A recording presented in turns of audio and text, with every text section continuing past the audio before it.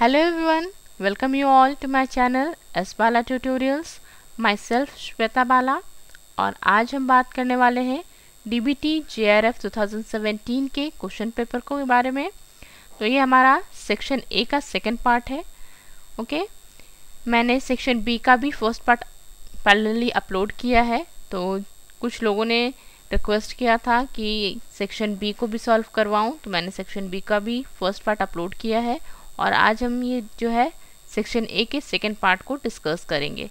ठीक है, तो आज का सेशन शुरू करने के पहले मैं रिक्वेस्ट करूंगी कि जो भी मेरे इस चैनल पर नए हैं please subscribe my channel and don't forget to hit the bell icon, ताकि जो भी मेरे अपकमिंग वीडियोस हों उनके अपडेट्स और नोटिफिकेशंस आपको मिल जाएं।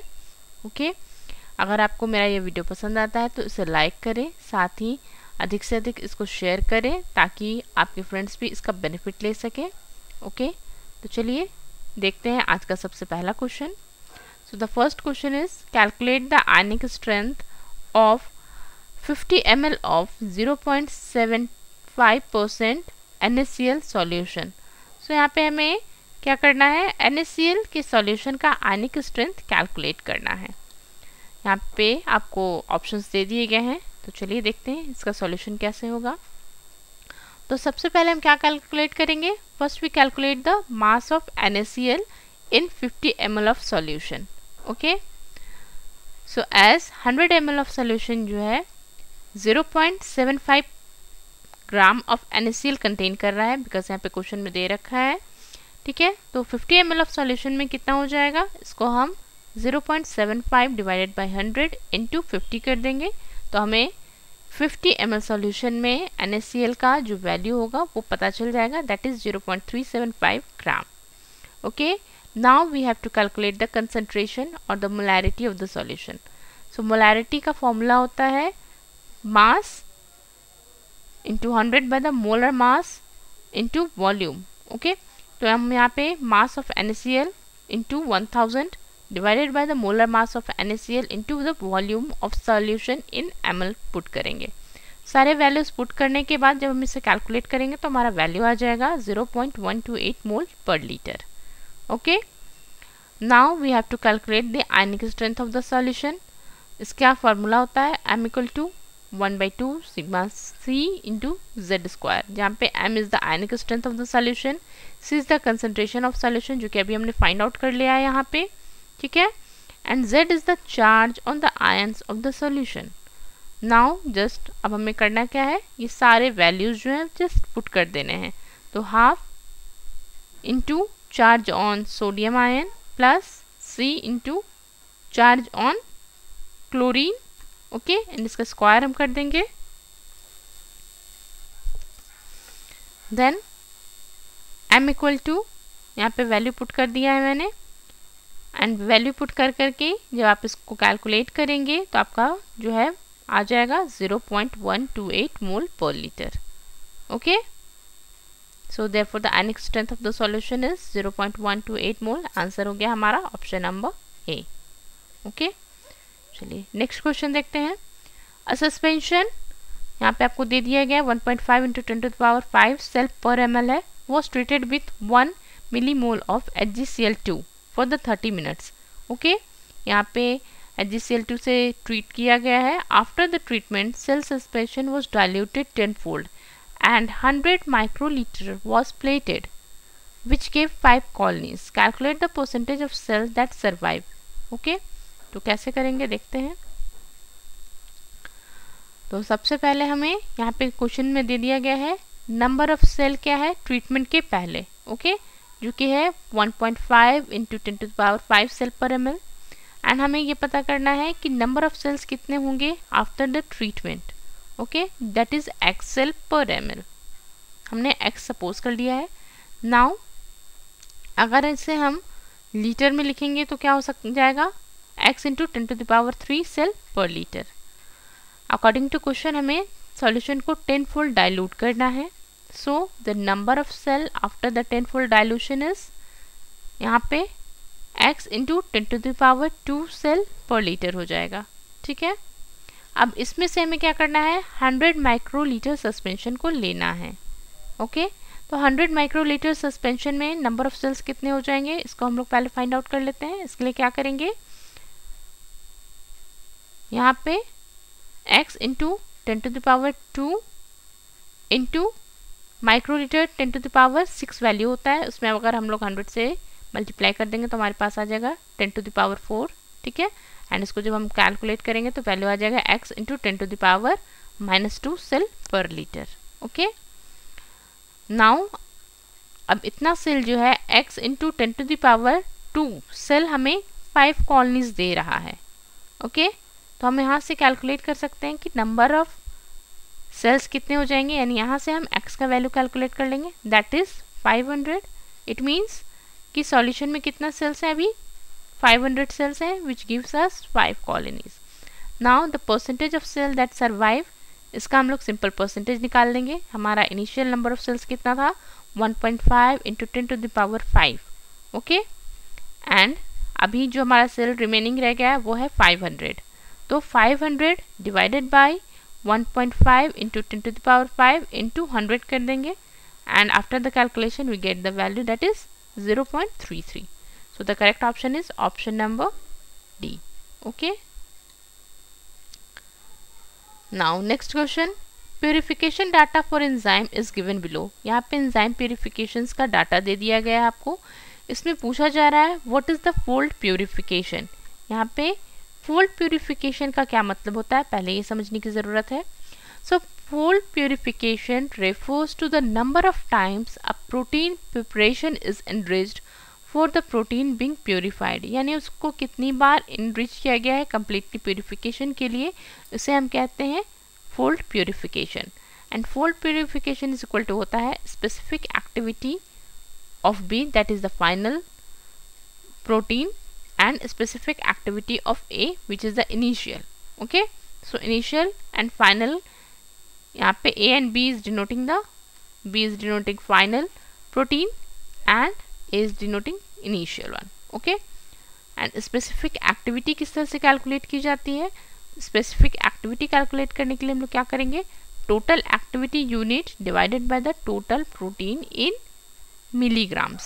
okay सो यहाँ पे हमें डाटा दे दिया गया है, देखिए यहाँ पे टोटल एक्टिविटी माइक्रोमोल्स पर मिनट दे दिया गया है, एंड यहाँ पे मिलीग्राम्स में उसका वैल्यू दे दिया गया है। हम यहाँ से स्पेसिफिक एक्टिविटी कैलकुलेट कर लेंगे एंड उसको क्या करेंगे, इस प्योरीफिकेशन फोल्ड के फॉर्मूले में पुट कर देंगे। Okay so purification fold equal to 120 into 100 divided by 150 into 10 equals to 8 आ जाएगा। The option number A is the correct answer. Okay now the next question, okay competent cell prepared in your lab have a transformation efficiency of 110⁸। यहाँ पे ये 108 नहीं है, ये 100 यहाँ पे 10⁸ होगा। okay so this is 10⁸8। okay 10⁸8 CFU यानी colony forming per unit per μg of plasmid DNA। This competent cell were transformed with 10 nanogram of plasmid DNA using heat shock method, followed by the addition of 900 ml of LB medium। okay 100 ml of the transformed cell were plated on antibiotic containing plates। The number of colonies expected to be plated would be, यहाँ पे हमें पता करना है कि कितनी number of colonies form होंगी। Okay तो चलिए देखते हैं कैसे इसका होगा। इसका यहाँ पे एक फॉर्मूला होता है CFU का, यानी कितनी कॉलोनीज फॉर्म होंगी उसका एक फॉर्मूला होता है, ठीक है, कॉलोनी के कंसंट्रेशन का। So colonies on the plate divided by nanogram of DNA plated into 100 nanogram per mu gram equal to CFU पर म्यूग्राम, यानी कॉलोनी पर यूनिट इन पर म्यूग्राम का वैल्यू आपको यहाँ पे निकालने का ये फॉर्मूला होता है। ठीक है तो इस फॉर्मूले का हम इस्तेमाल करते हुए यहाँ पे हमारा नंबर ऑफ कॉलोनीज कितने फॉर्म होंगी प्लेट पे उसको हम लोग कैलकुलेट करेंगे। So CFU is given already. Okay mu gram of DNA and into the nanogram of DNA plated, that is nanogram of DNA is also, this value is also given, तो बस हम लोग के इन सारे वैल्यूज़ को पुट कर देंगे। यहाँ पे CFU का वैल्यू था 10⁸ CFU पर mu gram into 10, the 10 nanogram of DNA is plated. Okay, question में दिया हुआ है ये सारा value, divided by 1000 which gives us the value of 10⁶। Now ये हमने वैल्यू कैलकुलेट किया 1000 म्यू लीटर के अंदर। अब हमें कैलकुलेट करना है 100 म्यू लीटर में, यानी यहाँ पे हम क्या करेंगे, 10 को डिवाइड कर देंगे। ठीक है, then we get the value that is 10⁵। So the correct answer is option number A. Okay, चलिए तो नेक्स्ट क्वेश्चन हम देखते हैं। A disease has a prevalence of 1 in 1000 in general population.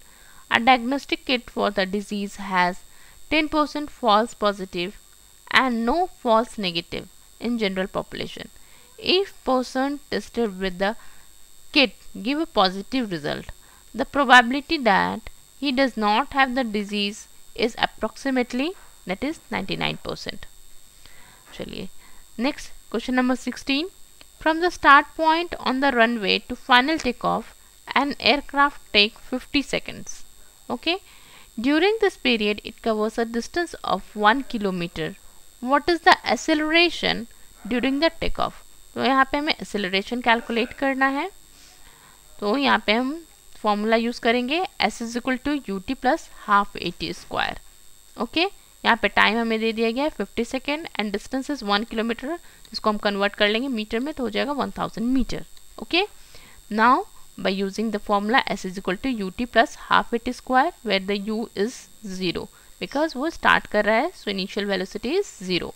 Okay, ये फिजिक्स में आपने पढ़ा होगा 12th में। तो s इक्वल टू हो जाएगा हमारा हाफ AT²। ओके, अब हम इसके a का हमें वैल्यू चाहिए तो इसको हम लोग कैलकुलेट कर लेंगे। ये s के साथ 2s बाई t² हो जाएगा। a equal to 2 into s का वैल्यू 1000 है एंड t इज 50, सो 50 का square and after the calculation we get the value is 0.8 metre per second. Okay, so correct option था हमारा option number B. Next question. A ladder of 5 meter length is standing against a wall. The distance between the wall and the base of the ladder is 4 meter. If the top of the ladder slips down by 0.5 meter, the foot of the ladder will shifted by. So again ये एक trigonometric question है। तो यहाँ पे question में क्या कहा जा रहा है, एक लैडर है, ठीक है, suppose AC is the ladder which is 5 meter, okay, 5 meter in length, and this is the wall, AB is the wall and BC is the distance between the wall and the base of the ladder which is 4. Okay, from this we can calculate the value of y. Okay, so y equal to, by using the Pythagoras theorem we can calculate the value of y, that is y equal to 3. Okay, now in second case what happened, the ladder slips, यानी यहाँ पे सीढ़ी क्या हो गई है, slip कर गई है 0.5, यानी y का वैल्यू अब क्या हो गया, 0.5 कम हो गया है। तो हमने वैल्यू क्या की थी कैलकुलेट, y इक्वल टू 3, उसमें से 0.5 हमें यहाँ पे माइनस कर देना है। ठीक है, तो हमें मिल जाएगा नया जो हाइट है, यानी इस हाइट का, सपोज ये ई पॉइंट है, तो ई बी का वैल्यू हम यहाँ से निकाल सकते हैं।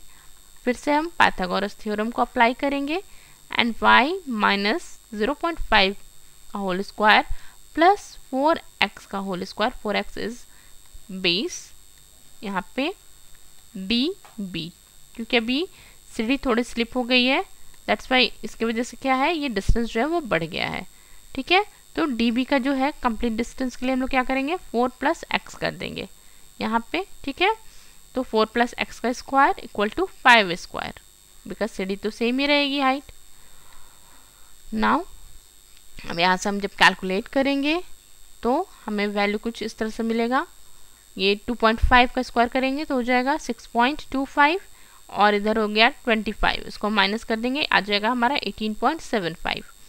ओके, नाउ अब हम इसका स्क्वायर रूट निकालते हैं 18.75 का, तो हमारा वैल्यू आएगा 4.33 एंड 4 + x इक्वल टू हो जाएगा 4.33, यहाँ से हम x का वैल्यू कैलकुलेट कर लेंगे जो कि हमारा क्वेश्चन में पूछा जा रहा है, यानी हमें बताना था कि सीढ़ी जो है पहले वाली दूरी से और कितनी अधिक दूर हो गई है दीवार से। तो वैल्यू आ जाएगा हमारा 0.33, यानी हमारा करेक्ट आंसर है option number B.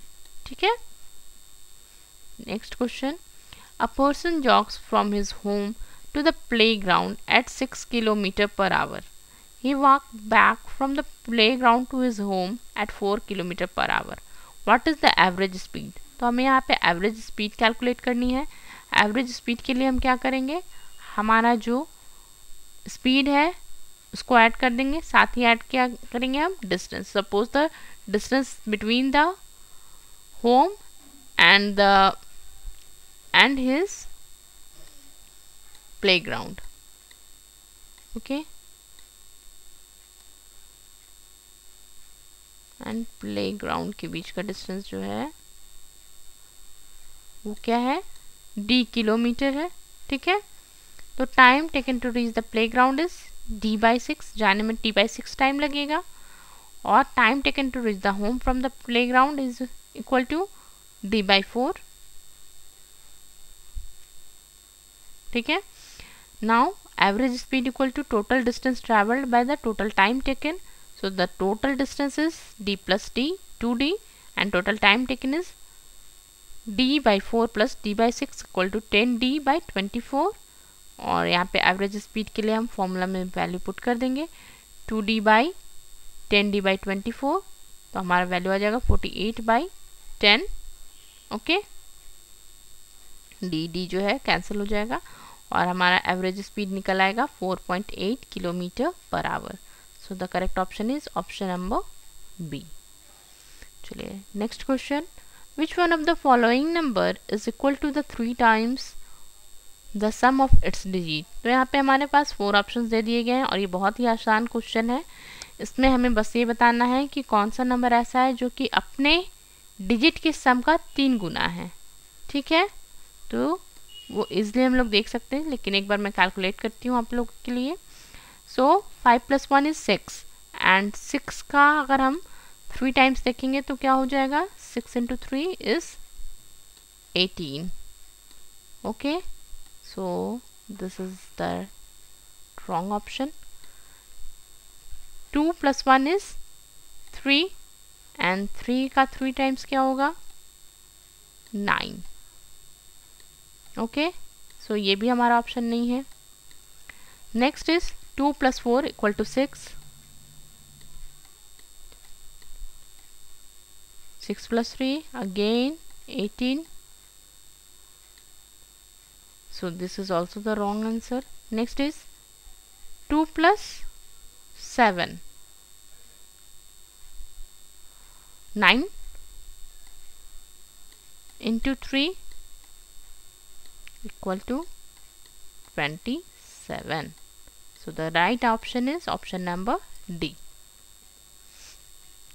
Last question, if the 5 ml of 20% ethanol is mixed with 25 ml of 80% ethanol, the resulting solution will approximately, तो यहाँ पे ऑप्शंस है 50% एथेनॉल, 70% एथेनॉल, 100% एथेनॉल और 80% एथेनॉल। ठीक है, तो चलिए देखते हैं कैसे इसको सॉल्व करेंगे। तो total amount of ethanol in the resulting solution will be 20% of 5 ml, ठीक है, plus 80% of the 25 ml। Okay, तो 20% ऑफ द 5 ml के लिए हम लोग यहाँ पे इसका परसेंटेज से निकालेंगे, कितना ml हो जाएगा, 20/100 × 5, एंड 80% के लिए भी सेम इस तरह से हम लोग इसका वैल्यू कैलकुलेट करेंगे। सो हो जाएगा 80/100 × 25। ओके, तो यहाँ से जब हम वैल्यू कैलकुलेट करेंगे तो हो जाएगा 1 ml + 20 ml। ओके, एंड इसको ऐड कर देते हैं तो आ गया टोटल हमारा कितना, 21 ml। So the total volume of the resulting solution would be, जो हमारा फॉर्म हो रहा है वो हो रहा है कितना, 25 + 5 यानी 30 ml का टोटल सॉल्यूशन फॉर्म हो रहा है, जिसमें कि 21 ml जो है वो हमारा इथेनॉल है। तो यहाँ से हम लोग परसेंटेज कैलकुलेट कर लेंगे। तो volume of ethanol in the percentage in resulting solution will be 21 by 30 into 100, that is 70%. Okay, so the correct option is option number B. Okay guys, so that's all for today's session. Thanks for watching my video. For more information and query, you can join me on Telegram. My channel is Life Science Tutorials. अगर आपको इसी तरह के और videos चाहिए तो please subscribe my channel, and आप comment section में भी मेंशन कर सकते हैं कि अगर आपको किसी स्पेसिफिक टॉपिक पे कोई वीडियो चाहिए तो आप वहाँ पे मेंशन कर सकते हैं, ठीक है। So please subscribe my YouTube channel एस्पाला tutorials. Thank you, bye bye.